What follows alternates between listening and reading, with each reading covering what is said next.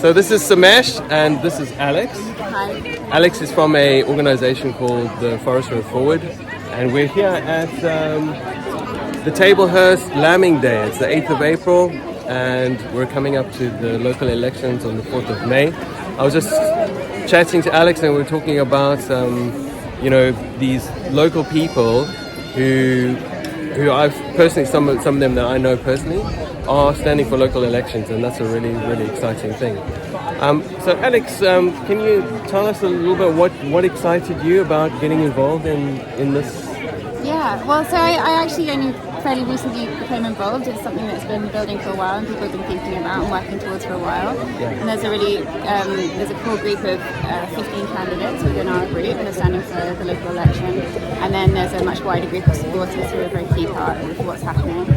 And I just was really inspired and captivated by the energy of the group and just how much people were giving of their time and their skills, and how there was a lot of movement happening, and it was really inspiring to see this thing which I actually at the time didn't know very much about in terms of local government and how parish councils work, and to understand that actually there's quite a lot of potential for positive change there should we choose to vote in that way and to make it a dynamic and active process. So Wow, really okay. captivated. Yeah, so you're pretty much in the same place I am in right now. Yeah. A few months ago, obviously. Yeah.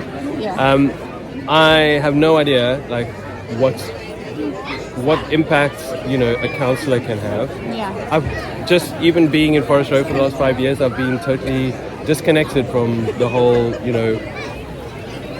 management or local council type thing. I've always seen it as something that, I don't know, it's just so removed from my world. Yeah.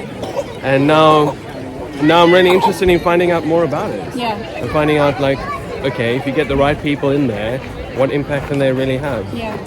Well, that's the thing. I mean, local government can be quite opaque, and it's amazing how little I understood about how the different levels work, whether it's the district level, which is political, and the parish level, which some people may be confused that as something to do with the church, but it doesn't have anything to do with the church. It's just our smallest denomination of local government, and there's actually a lot of potential there because parish councils have huge. They have a lot of discretionary powers. There's a lot that parish councils can do, but they don't have many duties. So the capacity there is to take it to somewhere novel and exciting, and to something that really serves and energises the community. It is huge. It's at Forest Row Forward, kind of what we're focusing on really right now is just wanting to develop an institution which is solely there to listen to the needs of the community and to then use that for action going forward, as opposed to standing for specific policies or specific pet projects that we personally want to get done. The whole movement is about really listening to the people of Forest Row, working out what everyone's ideas are for this already vibrant community, what everyone's concerns are, things that they might need to see dealt with, and to take that as a group and see what it is that we can do about those things. Wonderful. So that's really how government should be, right? Yeah, I do. That's the way it should be, and it's sad that it hasn't been like that, because really, in the last 5 years that I've been in Forest Row, I've had no contact with anybody in the council. Yeah. No councillors ever. I've never even seen a question asked. Yeah. What is the local issue? Maybe I've been so removed, but I've never seen an advert for, okay, we're all getting together, we're going to discuss this one topic, we'd love to hear what you feel, what you think, and we'll take your feelings and your opinions into account, and we'll see what we can do.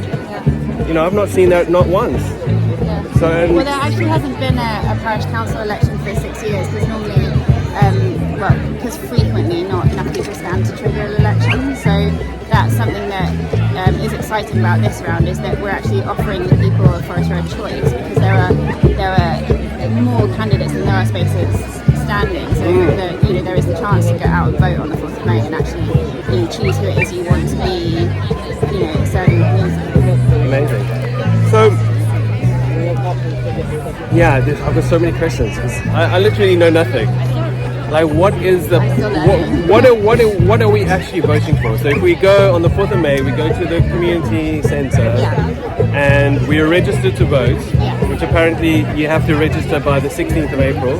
Yes, Otherwise, I think it's no, go take a seat. Take a seat. I think it's is it the 16th? I was under the impression it was the 17th. but maybe Okay, I'm wrong. so either the 16th or 17th, you need to register to vote. Otherwise, you don't get the chance. You can't, you need to register to vote, and this year there's a new requirement that you have to bring a photographic ID with you when you vote, unless you register for a postal vote, which is way more flexible, because if you happen to not to be in the area on voting day, then you can vote from wherever, and also you have to meet the requirement of photographic ID for a postal vote, so then for anyone who doesn't have photographic ID, that is a really good option. Okay, great. Yeah.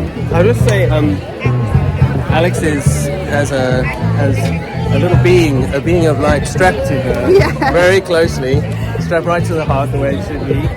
And what's your little boy's name? He's called Arthur. Arthur. He's 4 months old. Yeah. Arthur is 4 months old. You can see Alex is not your normal counsellor. So Alex, how are you going to juggle being a full-time mum and sorting out the world? Well, when you get voted in as a counsellor. Forest Row right now.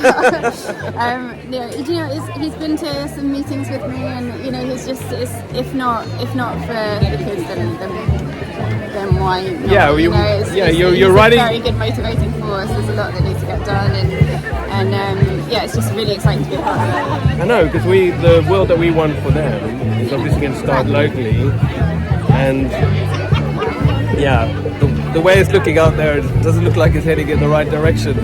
So we've got to do something, right? Yeah, it's been, times have obviously been quite challenging, but we do have such an amazing community here, and I just think the potential to continue to improve the community and to serve the community is just massive. There's so much energy and so many skills and so many ideas in this area that, if we can just harness even a fraction of that for positive change, then that's going to be really great thing. Amazing, yeah. There are some really amazing people with very incredible ideas. Yeah. A lot of alternative ideas. It's not your average village, is it? It's not your average village, but I think the most important thing is that the parish council really serves the entire village and all the voices of the village. And that is why we'll be out, knocking on doors, asking for people's input over the next few weeks, because we want to hear from absolutely everyone about what it is that they need and what it is that they see, where it is that they see Forest Row heading. Great. So you're going to do some outreach? Yeah, we'll be knocking on doors. You might receive anything from us in the next few days, which explains a bit more about what we're about. We've got a website, which all the details will be on there. We'll also be running a few little pop-up stalls. We're at the Lambing Festival today, and we'll be here next week. And you'll see our stall in the village. So please do pop by and chat to us and ask us any questions. Okay, great. Yeah. And so I got to ask the question because it's an important question. Yeah. Who's funding your outreach and your campaign? We are ourselves. Yeah. Because we need to know that it's not Bill Gates. It's not. It's not Bill Gates. No. It's we're funding it ourselves. Okay. So you're raising the funds because websites and flyers, it all takes money. It all takes money. We've got our 15 candidates, and I said we've got our wider group of incredible supporters who are working tirelessly to make this happen with us, and from within our group, and then our immediate circles of family and friends, we're trying to cobble it together to make it happen. So we're a scrappy bunch, and we're doing what we can to get this message out to the community. So any shares or likes on what we're putting out would be much appreciated. We've got some social media channels people can check out as well. Yeah, so I'm going to put this out on the Forest Row Community app, which is growing tremendously and it's amazing. It's a great platform, and I think it's great. It sounds like Alex and her group is something that we can definitely promote and spread the word. And then that's amazing. That's so great. I had another question which completely flown out of my head. Oh yeah, so you've got a group of 16 people who are standing for election as part of your group. With 15 standing. 15 in your group. 15, yeah. Okay. And you've got. How did the group come around? How did To be fair, I don't actually know the origin story, but I know that there's a core number of people who have been thinking about this and working towards it for quite a long time, and really thinking about how it is that more people can be brought into local government, and how we can really harness the power of the local around here. And so I think over time, gradually, as they've been holding meetings and thinking about these ideas, and also reflecting on what's happened in places like Frome. So I don't know if you've heard of the model that we're kind of working with, has been done successfully in a few different places around the country, and it began in Frome, of a group of independent councillors coming together to really re-energise the local council, and it's been a very big success there. And so with the help of people involved in that movement and then growing interest locally, it's just kind of over time got bigger and bigger. Okay, fantastic. So the strategy as such, or the way you're approaching it, has been done in Frome? I mean, I wouldn't say it's exactly the same strategy, but there are similar movements that have happened around the country, and it's been done successfully in Frome.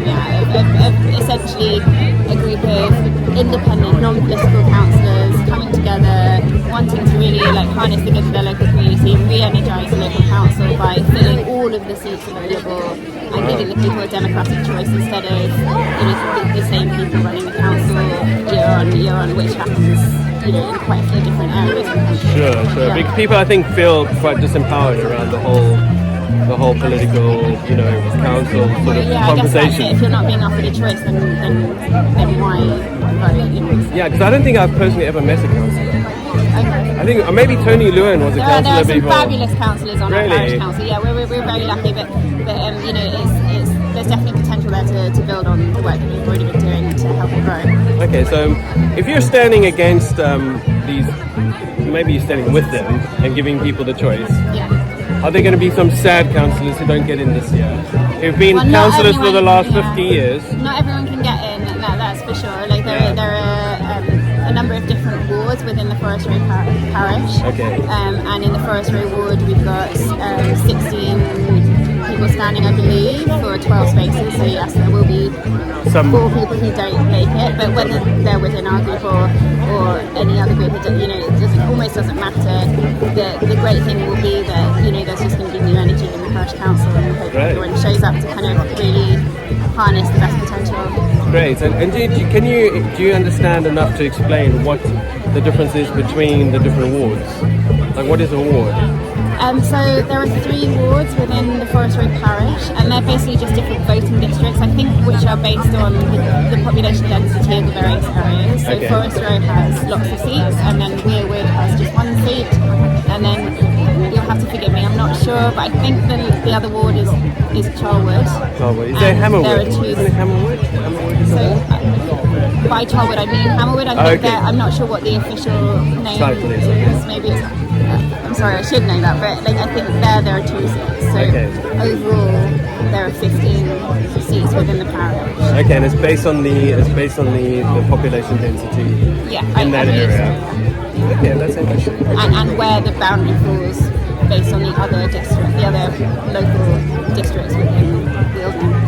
And are all the parish councils all over the country doing these elections right now, or is it just Forest Row? So any area in which enough people are standing to trigger an election, they will have an election at the same time as the district elections, which are happening at the same time on the 4th of May.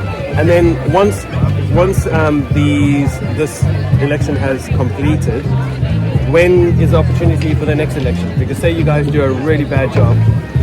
Not that you will. I'm sure you're going to be amazing, and we're going to want to get you in again. But say there's some guy who's been fobbed off or bought off by the WEF, sort of weeds his way in there under the auspices of being a lovely chap. I believe the elections happen every 4 years if enough people are standing. Okay, so it's generally a 4-year cycle. It's roughly 4 years, I think. Okay. But the key thing is that after the election, it's not like we're in and then that's the end of the process. That would just be the beginning, were we to succeed in becoming part of the parish council, because because what we want is to really draw the community into the functioning of the parish council, and there are mechanisms by which it's possible for a councillor to step aside should another member of the public have a real burning desire to get involved, and we want to make it really clear that this is just the beginning of a conversation, and we want people's involvement, and we want people to pitch in with their ideas and their energy and their time, and if they can give it, you know. So whether it's attending public meetings or or just staying tuned with the large amount of outreach that we will be doing, or whether it is wanting to actually become a counsellor yourself, like we definitely want to hear from everyone. Because it's like there's certain like issues like that come up in the community. For example, I remember the local dump, which is very popular, got shut down. Yeah. And it felt like, as much support as there was in the local community for the dump to carry on, it got shut down anyway. And there was a whole lot of great ideas for transforming the dump, and now it's just like a waste. It's been unused piece of property. Certain things like that, you think, well, we obviously there was huge support for keeping it open. Financially, it didn't make any sense to shut it down because there was, it was having a positive impact on the community, and then they still shut it down. And I think that's the reason why people feel disempowered by the whole process, is because, they just feel, well, they don't actually listen to you anyway. They just do what they want. I guess that's the hope, is that, should there be a representative and dynamic parish council with, a full number of seats occupied within the parish council, that decisions like that might not necessarily go the same way in the future, and hopefully we'll be able to do something about the projects and the issues that are really concerning everyone locally.